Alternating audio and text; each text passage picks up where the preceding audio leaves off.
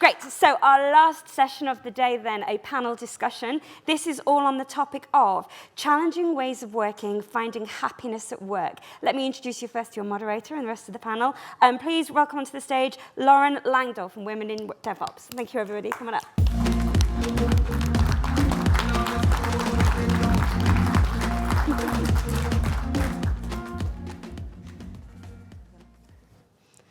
Well, hi everyone.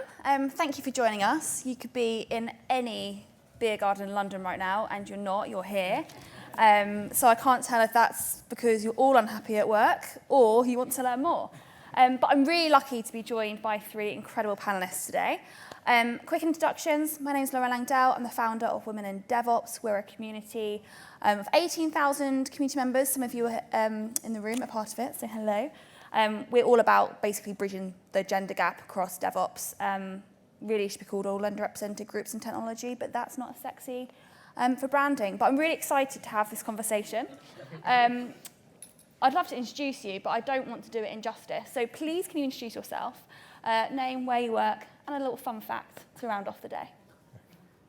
I'll go first. I'm Liz. I'm VP of Engineering at Unmind. We're a mental health and wellbeing company with a big focus on allowing employees to flourish within their workplace. And we have a really strong internal mission as well to be our own best case study. So I'm really excited to talk about this topic today.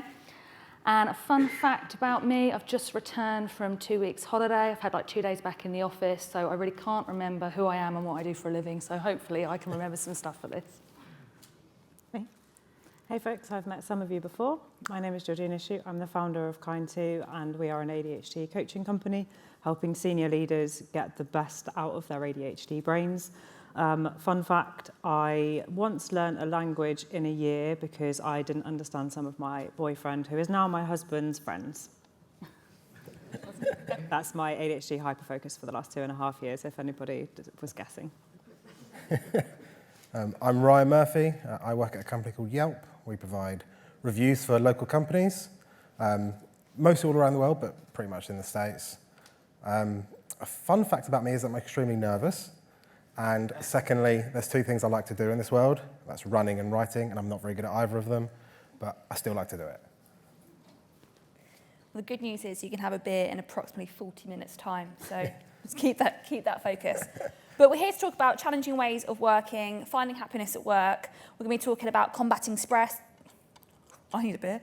Combating stress, avoiding burnout, thinking about well-being, enhancing that at work. So let's kick off.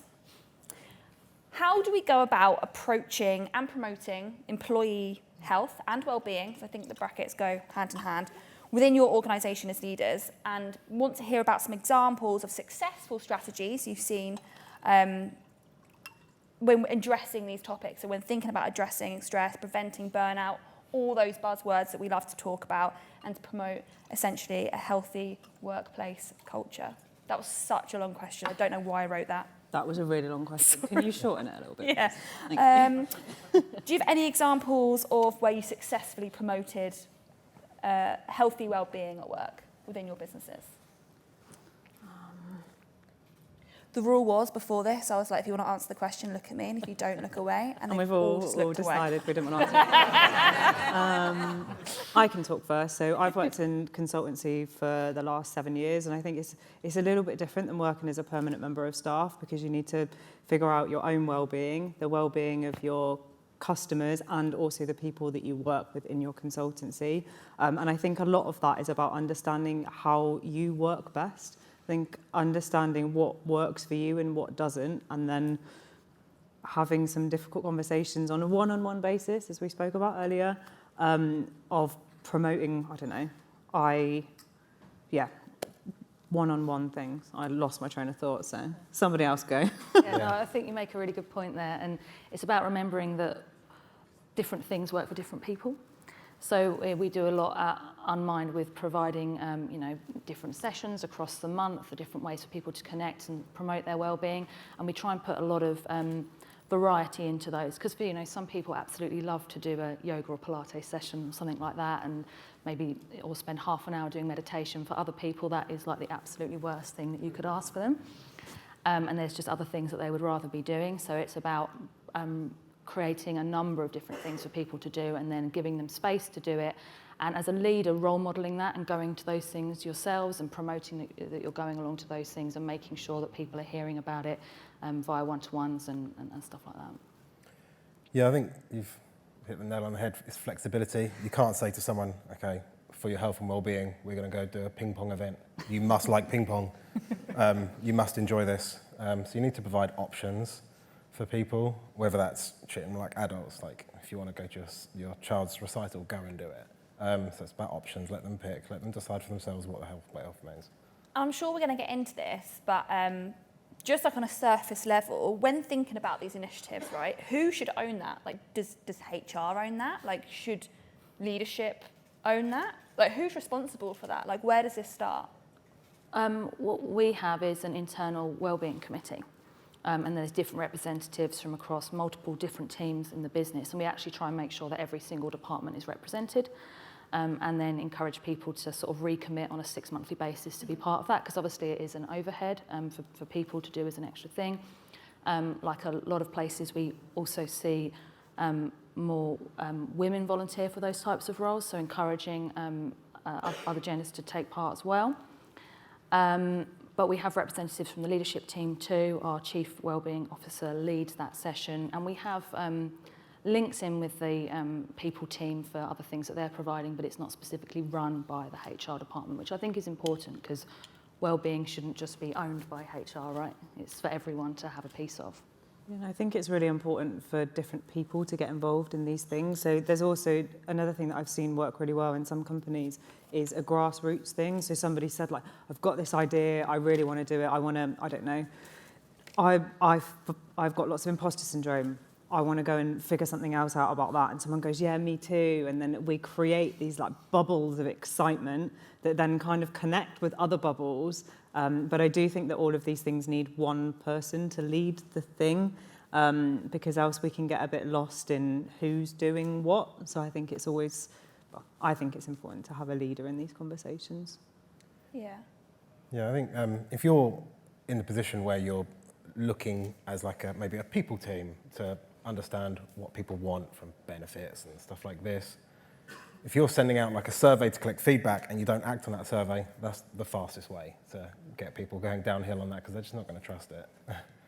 And so, Jenny, to your point about leadership, right? Because I actually got called out today. So when we're thinking about like who leads by example, so my manager actually called me out today for like talking about working at weekends and evenings, and actually like that's not cool to talk about, right? Like it can be real like culture detractor and thinking about hustle culture, but doing that correctly. Like, how do you lead by example? Like, if you've got a big deadline, you've got a release coming up, like, A, do you lead by example, be honest, and B, how do you do that? How do you demonstrate, like, good, healthy workplace habits? I think, first of all, I don't think it's wrong to work evening and weekends if you want to and you're being flexible the rest of the time.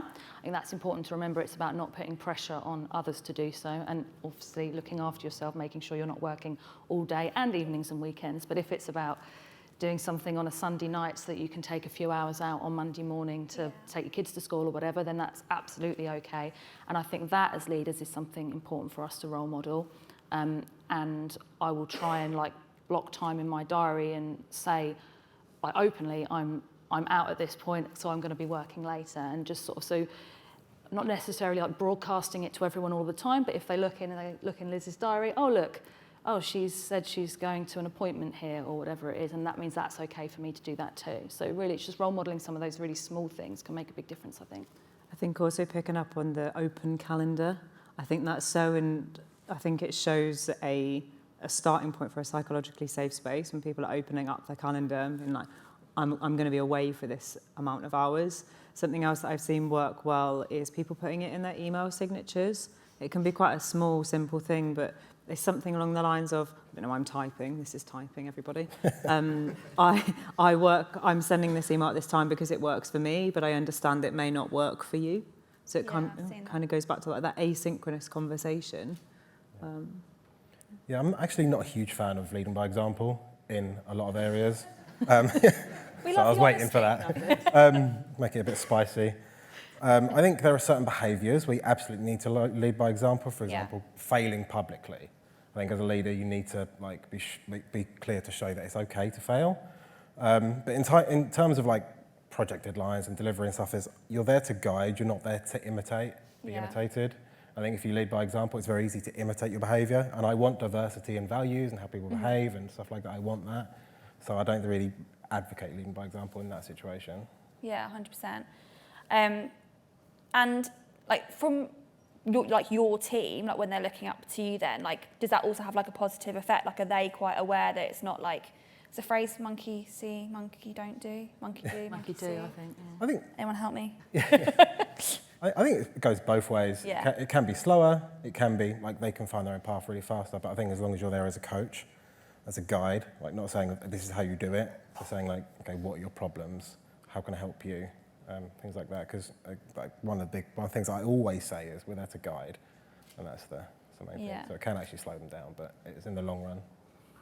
I think it's really interesting depending on the situation that you're in. So if you're you've got a really tight time frame, you're in an environment where it's very high pressured. Sure. And sometimes it can be not necessarily telling someone, well, sometimes it is like, I don't know, if that projector was falling, you'd hope someone would be like, there's a projector falling. Yeah. Sometimes it is important to say this is the way to do it, but sometimes there is also a way to coach and guide, and it's a toolkit. Not everything works all the time. Absolutely.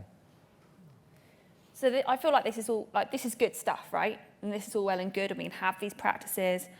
But like, excuse my French, like when shit hits the fan and there's like a critical incident, like a system failure, cyber attack, like something like that, then how do you balance this? Like how do you then balance quick decision making with empathy with your team members in what is an incredibly difficult or stressful situation? So yeah, I lead teams that manage the infrastructure behind purchasing at Yelp. And as you can imagine, that if there's an incident, it's normally quite a serious one.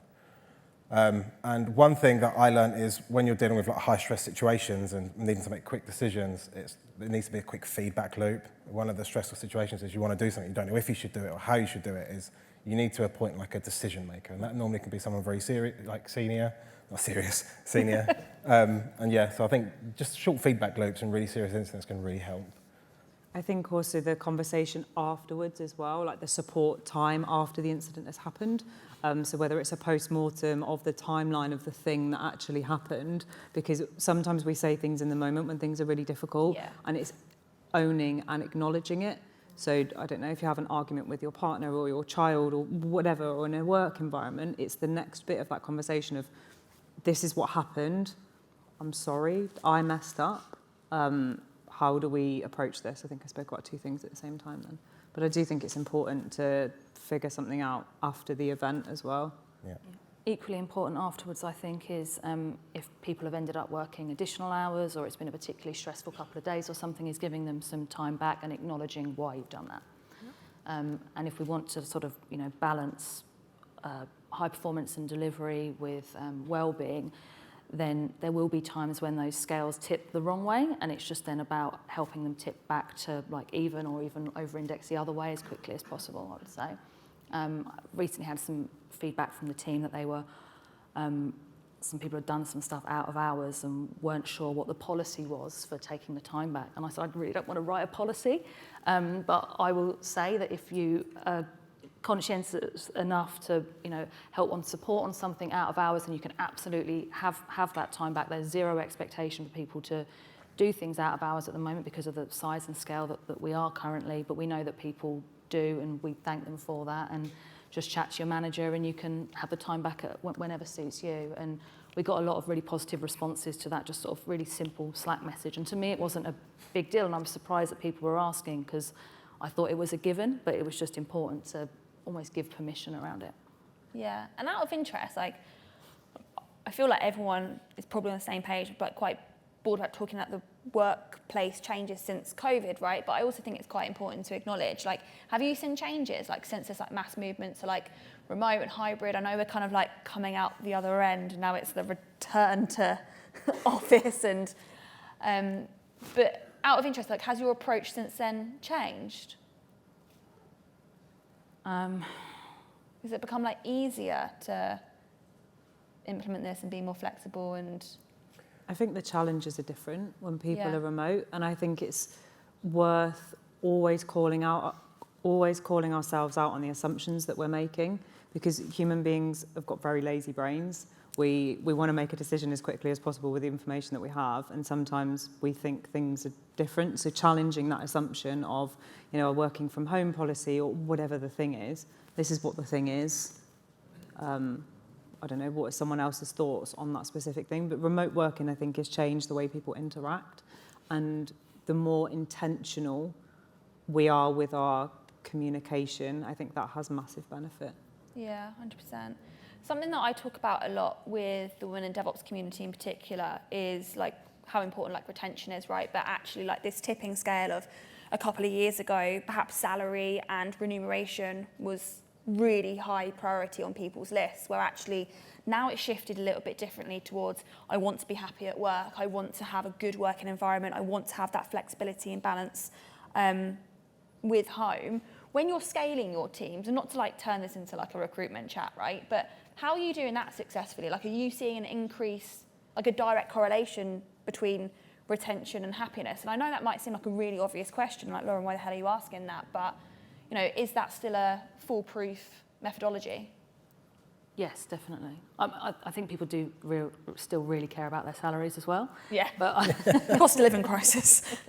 I mean, we've seen salaries even out a little bit, I think, Yeah. over the last 12 months. So it's, and whether it's now being more of an employers rather than employees market, that's made it perhaps slightly easier from a recruitment point of view.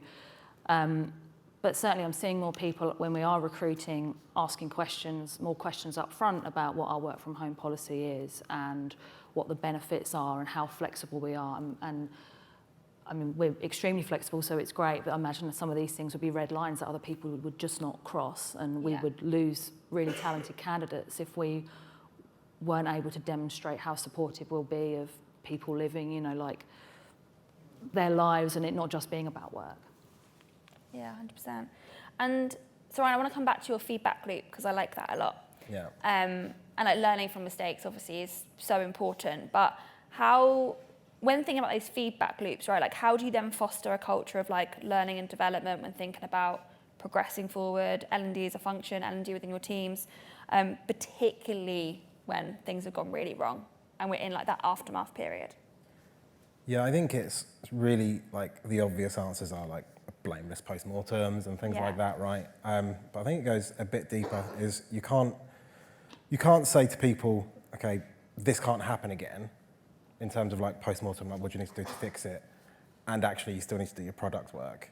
Like you can't say to people like, okay, come up with all these ideas to make it not happen again, but actually we're not going to give you the time. Yeah. So I think giving engineers and teams the space to actually be able to act on like issues and stuff they actually want to do without having to fight too many battles for it, as long as it's pragmatic and all that, obviously, I think really helps that engineers know that, this has hit the fan, and I'm actually going to get the time to resolve it. I'm actually going to get that, rather than it's hit the fan and I'm never going to get that time again. I'm never going to get that. It's just going to happen again and again. And you just can't do that. And you can also quantify these things in terms of the thing that's important to the person you're speaking to, whether that's time, cash, reputation. Absolutely. And I think those kind of things are really key when having those conversations. If it's not something that's normally spoken about, to promote time for engineers to do the right thing, because it is a balance. We don't necessarily need to build perfect systems if nobody's using them. But yeah, there's definitely a balance. And do you think you can truly have a blameless post-mortem, and if so, how do you do that successfully?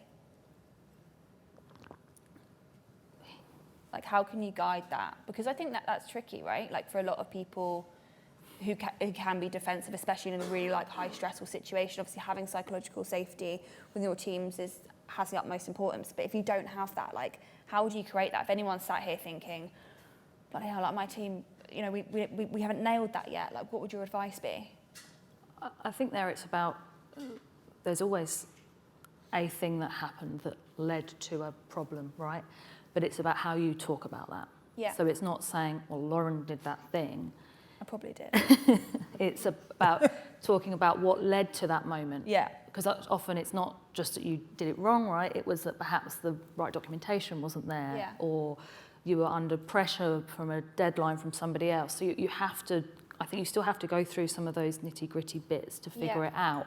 But it's not about, for me, I would advise not to talk about the person, but the thing that happened. It's such a fine balance, and for a team that isn't psychologically safe, it's going to be much harder, but it's about then what happens at the end of that and how you report on it. So I'm sure most of you will send out a post-mortem report as well. It's not just about the conversation in the room, it's what's then broadcast to the rest of the team. We had an incident, I think a month or two ago, where somebody did something where you could have pinpointed it on them, but we were very careful in the comms that it wasn't about that. But we still explained what happened and then what steps we were going to take in order to stop that from happening again. Safety sort of net for everyone. I think the facilitation in these conversations is really key, and being upfront about what you're trying to get out of the conversation, and it can mitigate some of those defensive thought processes. Like, we're looking at this thing over here, it's not you, it's not me, we're working towards, not you either. It's a collective that we're working towards solving this problem together. It's not about you versus me or me versus you. Yeah, it's definitely about like focusing on the problem. I think also, like going back to the more cultural thing, it's in larger engineering organisations, you get this quite frustrating problem where like you go to a team, you ask for help in an incident, say that's not my problem space, we don't own that, they do. And that can be quite frustrating. I think you need to shift from we don't own that, it's their problem, to okay, this is our problem now. When stuff is serious, like we're all in it together, and I think if you can get to that as an organisation where it's like the organisation, then the team, I think that's a really big lever you can pull, where it's like, okay, we're in this together. I don't care where you sit or where you lie, you're in this with me. Yeah, no, I like that. We've got some questions, and I've been really trying not to get distracted by them, but there's some really, really good ones on here. Like, obviously, my background is diversity and inclusion, very passionate about it. And this is such a good question. Thank you for whoever did this. But for distributed teams, keeping morale high was difficult anyway, right? But particularly as a neurodivergent tech lead, this person finds this particularly challenging. Do you have any tips? And also maybe the flip reverse, not just to derail this question, right? But also, if you have neurodivergent engineers in your team, like how do we make that work both ways? How do we make sure everyone is happy in distributed teams? Can't we make everyone happy all the time? We love honesty.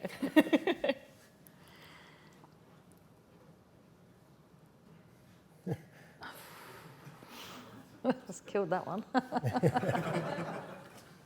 I think it's really important to go back to what you need, and whether or not that's with your manager, your coach, but the understanding what makes you work the best, and then you can have that one-on-one conversation, and those conversations then build. So for me, I find a 9 to 5 really difficult, so I work best in the mornings. So I'm quite happy to do some things in different parts of the day. However, you as a manager or whatever will get the best out of me if I do the things that I'm interested in the mornings, as an example. So understanding how you work best, and as a manager, making sure that your team have space to do things. Like, we work at such high capacity all the time, and it can be really difficult to then, like, we push past our window of tolerance so much. Like, we work at, I don't know, there's glasses here, but I can't be able to move them. We work at this level all the time, so sometimes like just a little thing can flip us over the edge. The more space that we give back to ourselves and the more space we can give back to our teams, the easier, none of this is easy, but the easier it is to be able to support yourself and therefore can support your teams. Yeah, I think you need to provide options. So let's say an example of like, I might think I have some really good opinions, but I might not like speaking up in meetings. Mm-hmm. Can you provide options like to asynchronously do that? So can you have like a meeting doc ahead of hand so that people can provide their opinions before the meetings or after meetings or during the meetings, for example? There's not one way of working, and I think that's really important nowadays. I think we've realised that. So yeah, I think providing options and just like letting people know that you don't you don't have to have your camera on all the time. That's not required. You don't have to speak up all the time. There are other ways I can help you be a participant in this and help you set the goals of the team without necessarily being the loudest in the room or anything like that. 100%. Gosh, time is going really quickly. Okay, so let's go with this one. Thank you, whoever just predicted that. Do you do social events during work hours or as out of hours activities, and how much of normal office hours should be directed towards wellness activities, which I guess looped into kind of what you were talking about earlier. And I always have an opinion on this, but I want to hear yours first. We make a really big effort to try and at least have some of the social events start during work hours. Yeah. Because otherwise people need to go and do the school pickup and that sort of thing. And also if you really want people to attend, then we should be investing company time in that, I think, and not asking people to do it on their own time.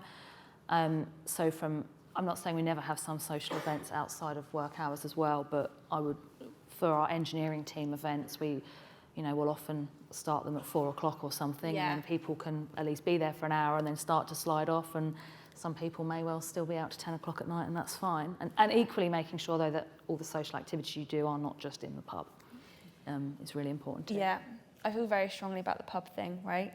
Because it's like, it's not inclusive, not everyone wants to do that.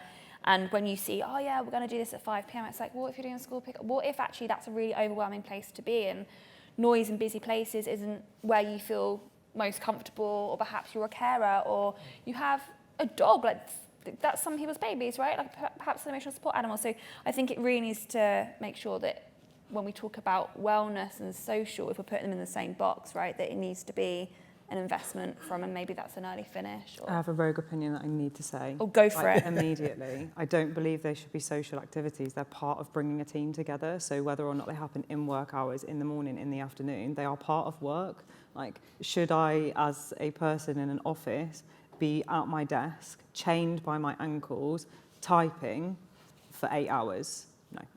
There are other ways that we can use our brains, and there are other ways that we can work together, and environments that we can create where people connect mean that work becomes easier. So I think this is part of the working culture.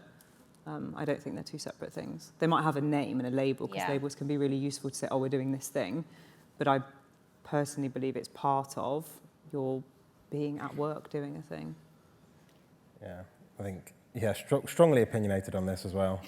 I think it needs to be. If I was going to work for a charity, it wouldn't be this one. Yeah. So it needs to be like you're getting paid for that ultimately, right? So I definitely agree with your point. But I think like an example, like you may see, like I definitely have in like real world situations, is you might see on job adverts, okay, like 3 beers on a Friday. Yeah. And when you look into it deeper, those beers are at 7 o'clock. And what that really is saying, you're here until 7, you might as well work. Yeah. And pizza, beer, and ping pong in the office at the same time. Yeah. Everybody whacking those ping pong balls around really loudly when you're trying to concentrate. Yeah, and I think what you were saying about the options is like you don't have to be doing that, because I'm going to be honest, I'm a bit antisocial. I don't want to be hanging out with you on a Friday. I want to go home to my kids. I want to tuck my son in and stuff like that. As much as if it offends you, I don't care. I just want to go home to my kids. I think that's all right to say that. On the part around the wellness activities more specifically, I sort of touched on it at the beginning, I suppose. It's about giving people options and not forcing. So something we've tried to encourage people to do is take active recovery time throughout the day. And that could be like 15-minute segments here and there. And, for someone that might be, just walking away from their desk and making a cup of tea. I mean, I hope they're doing that more than just in those times. But, sometimes you need that prompt to go and do something different. For other people, it might be taking a short walk. Someone else might even want to, scroll on their phone, whatever it is that helps support people. So I don't think there's a specific amount of time that is right to be investing in wellness activities. Yeah. But having lots of different options, and again, role modelling it is really important. What if you're a fully remote team? I don't think that changes anything in creating options, personally. It might make it, we're a hybrid team. We're only in the office really 1 day a week. So actually a lot of the things we're doing are trying to be either focused into that 1 day when we're spending time in the same space together, or made to be sort of remote first.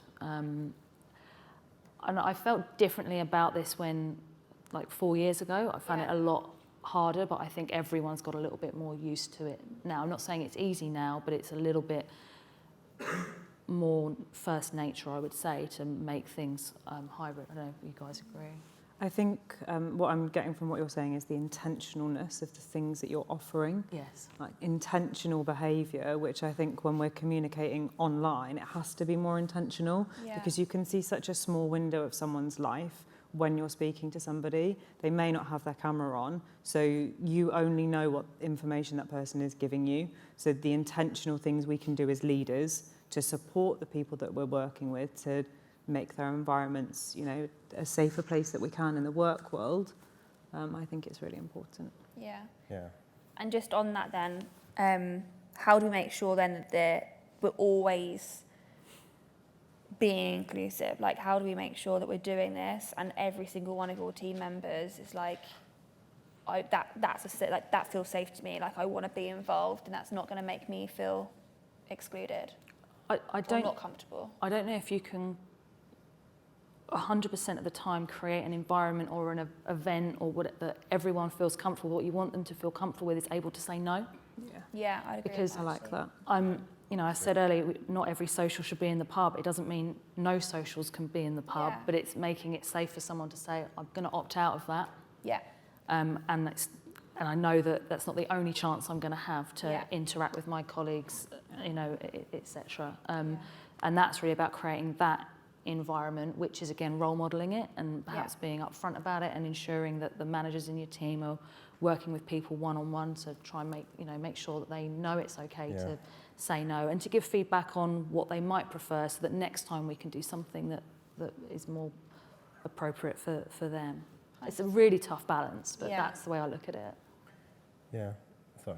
No, I don't want to cut you off. Yeah, just focusing on like the intentional communication a bit. That's got me a bit thinking, like just diverging away from your question. I think it's important when focusing on health and well-being because like how many people have joined a job or got a new manager or something and then they message you on Slack or email and you're like, oh, I better respond straight away. Like, I need to respond. It's like, I think building the culture that if I message you, it's just because it's a convenient time. Yeah. Like, do it when it's a convenient time for you. I'll let you know if it's super urgent, like somehow, and I'll let you know why. Yeah. So it's just the culture of like communication is normally async, especially remote. Yeah, fair. And I think the intentionalness with that is to make people aware as well. So especially if that person is new into your team and say things like, this might be a convenient time for me, and not to infer that information. Inference to me could mean a million different things. I don't know how many people have ever had that message to say, can we just have a quick chat at 5? No, we cannot. We cannot. We need to have it now because you told me and you haven't given me any information. So we're obviously getting fired, right? Exactly. Yeah. You're firing me. You hate me. The world is burning. Stalk HR's calendar. Yeah, exactly. And we laugh, but it comes from that fear because something like bad things have happened in those kind of conversations, and it comes from fear. And as leaders, we shouldn't be instilling fear into the people that we work with, and to be intentional and open with, I'd like to have this chat with you about this thing at this time, and maybe not 5 o'clock on a Friday. And again, being intentional about what you're saying, why you're saying it, and the time-boundness of what you're saying. Yeah, 100%. I'm going to go with the voted ones because we've only got 9 minutes left. Gosh. So, Anonymous again. Thank you, Anonymous. Really interested in supporting ADHD team members, which was mentioned. Is there any advice on that? I really like this actually because I think this is... I really believe that when we're thinking about like a team that everyone's responsible for inclusion and supporting, it's not just on leadership, right? So as peers, as leaders, how can we support those team members? I mean, I'm looking at you because this is literally your career, but... We're all looking at you. It's like, get your business cards, you know? Oh, really quick thing about business cards. I had the most ADHD moment yesterday. My friend was like, oh, maybe you should create a business card. So I spent about an hour on Canva creating business cards. And in Exeter, which is in the southwest, nobody does business cards anymore. But I did find somebody in the middle of nowhere, but I didn't have access to a car, so I don't have business cards. But if I had that car, I would have got business cards. No, I don't have them. That's I was okay, 'cause so you're here excited. now. I am here. So this is Yeah, better than a business this is card. better You than a can business physically card. tell I them. was so happy. Anyway, the ADHD team member thing, whether or not someone has ADHD, has another neurodivergent condition, or is a human, I think it's really important to understand how your team members work. And that's, again, going back to those one-on-one conversations. There's tools like the Manual of Me, which you can be the read me to yourself of these, and also leading by example, what you were saying earlier. These are things I really struggle with. These are the environments I work best in. And also, if you're thinking about ADHD specifically, not every person with ADHD is the same. Yeah. If I didn't tell you I had ADHD, if I didn't tell you that, you know, I had scoliosis or I had a brain operation when I was a kid and that's why I cannot sit still, for all three of those reasons, you wouldn't know. So I think going into, supporting your team on a one-on-one basis is so key here, and the flexibility and intentional conversations. Yeah. And don't ask people for calls at 5 o'clock on a Friday. Yeah, and you're not going to get it right first time. You're not going to speak to everyone, understand what people's needs might be, might not be. You're not going to get it right first time. And I think if a team, you can realise that, but it's important to understand that you're trying and you're going to iterate and you're going to get better, just like development. I think people really appreciate that, if they can see that intent. You're not going to get it right first time, but you can get there. And then owning if you know you've got it wrong, apologising, here's what I'm going to try and do differently next time. Absolutely, yeah. Yeah, 100%.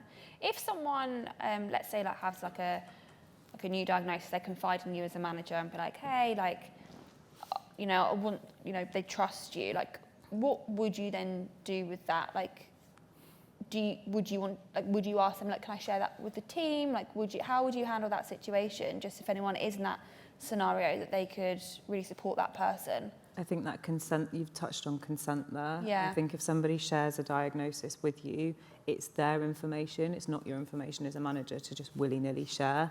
If they want more support, and also sometimes people don't know what support that they need. When I was diagnosed with ADHD, I'd looked at a load of TikToks and then went on a mad, you know, rabbit warren and then got a private diagnosis because the NHS was taking so long. And now I'm speaking really quickly. I'm on one. But when I was first diagnosed with it, I had no idea what I needed, and my manager at the time had no idea how to support me. Yeah. So I think doing some research as a manager, if someone comes to you with something, being like, what you were saying, going to like, I don't know, but I'm willing to walk alongside you while we figure this out. Yeah. Yeah, love that. I think we've got time for a couple, maybe one, two more. Okay, so how can we make sure that employee satisfaction survey results are accurate enough to be useful? Because I feel like satisfaction surveys are really important when we talk about like feedback, right? But like, I lie on satisfaction surveys all the time at work because I'm so worried my manager's going to know it's me. Not that I'm unhappy, by the way. Very happy in my job, but I'm guilty of it. He's left. I saw him leave. His train got cancelled. But how do you stop that happening? Because otherwise you're just making improvements based on falsities, right? I think this is a fantastic question. Thank you, whoever asked this. You have to build trust over time. I think it's not. You've got to take the data that you have and then try and improve it over time. And sometimes that's just about. You know, your participation rate might be really low. So although, you know, your scores look good on your engagement survey or something, you know that's actually only 50% of the team that are responding. Now you can, if you want for yourself, the other 50% are super happy and that's why they've not responded, or probably think there's something more to it, or perhaps at best they're like apathetic about it. So it's taking some of those things that are key themes from that, the surveys, the results that you're getting, and trying to check in with people. Are these the right things you want me to do? So I will share survey results with the team, and I'll say off the back of that, myself and the rest of the engineering management team think we're going to take these actions. What do you think? And to start with, silence I got. I started sharing it in a different way rather than just on Slack, actually into a Google Docs. Then I could see who'd even gone in and viewed the Google Doc. Were people even reading and clicking into the message, and over time seeing more and more people looking at the results, and that starts to give me confidence that 100%. they're engaging in it a little bit more, and perhaps they care about it a little bit more. And then using skip levels to ask people, well, what did you think of the engagement results? What do you think of our actions? Yeah. And over time, I think you can start to have more confidence in them. That's the way I've approached it. And that they are only one data point. Yeah. Don't base your entire employee satisfaction understanding on the results of your survey. It can be telling as to how people answer the questions, but it isn't the only data point. And I think the more conversations you have with your team members, one-on-one, team level, in employee surveys, give you a broader picture. Yeah. Talking about like creating like confidence over time actually led me to a funny story at a previous company I was at where we did like high engagement results on like basically did like these providers that provide like anonymous surveys, right? Everyone's been there, everyone's done that. And we switched providers one year and they come in and they were given like team by team talks on a new software, how it works and how it's so anonymous and things like this. And I remember that I was sitting in as the manager and they were giving a talk to the database engineering team. And then they started really going into, okay, but how is it anonymous in the database? What do you do? What happens if there's like a split brain situation and there's actually two databases now you're reading from as the primary, and like they were really getting into it. And what it turned out is the engineering team actually worked out that it's not actually truly anonymous. And that spread like wildfire. Yeah, and then the engagement results went right down. So I think it's really important to like pick providers based on like values in that situation and stuff like be really transparent rather than what they did, which was cost. Yeah, and then how you use that is, of course, what's going to be the difference. You know, maybe you could dig in and find out who said what, but if you don't use it in that way and there's no repercussions for it, then people have trust in how you're going to use the data, and that's the important piece. If you're at the point where they don't trust you on that, then it's harder to get to it, but it is possible. If they're already questioning it, they don't trust you. Yeah. Excellent. Well, look, we're running out of time.